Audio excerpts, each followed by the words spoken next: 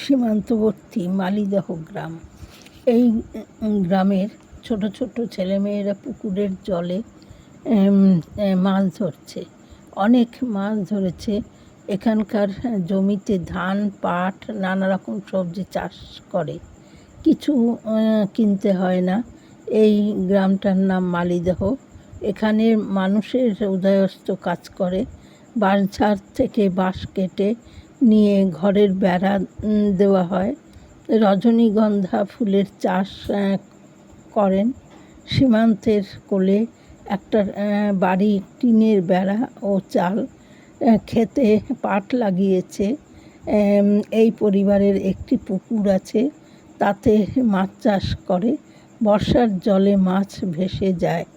সব অসুবিধার সত্ত্বেও এখানে তারা থাকে এবং জীবনের ঝুঁকি নিয়ে চলে।